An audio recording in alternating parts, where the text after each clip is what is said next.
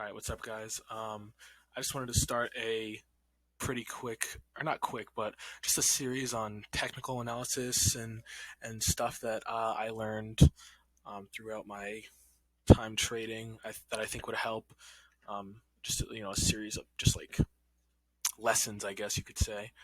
There, some of them are going to be pretty boring and beginner, but I'm going to get into the you know um, more advanced stuff later on. So I guess we'll start right now with resistance and support. I know it's pretty basic. If you're an advanced trader, you obviously know what support and resistance is already. But for those newer traders, I'll just go over it, in this lesson. So let's say you have a chart that looks like this. So we would call this resistance, and this is support. So what resistance is when a stock goes up to a price, drops down, goes up back up to the same price, can't break it, can't go through it, drops back down, it goes up to the same price, can't break it. That's what we would call resistance.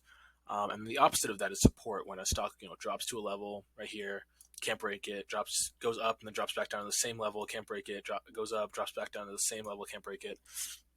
That's what we would call support. Um, so in the short term, if a stock hits resistance multiple times and can't break, that's pretty bearish. Um, you don't really like that. Some would call that a double top. But if in the longer term, if you see resistance breaks, and it breaks through a resistance, that's a pretty bullish sign. It means the stock could, it has strength and it could continue to go up.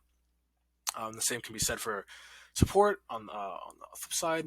If a stock is bouncing off of support on the short term, it means it's got a lot of strength, so it could bounce up. But long term, if it keeps hitting that support, it's not great, and it could just uh, punch through it and just continue to drop.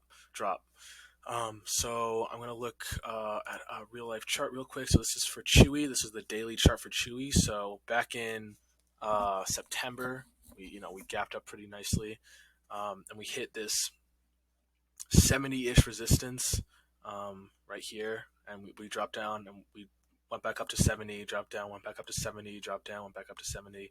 So you would call this the 70 hard resistance.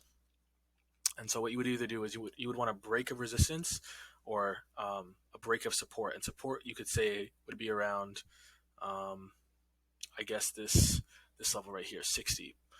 So it did break through resistance. We gapped up. We closed above the resistance, which is great right here, at 91. No, sorry, 74. We closed above that resistance right here at 72. Closed above 74, and we saw this nice big rally push. Um, that's a great example of a resistance break. So that's what you would look for.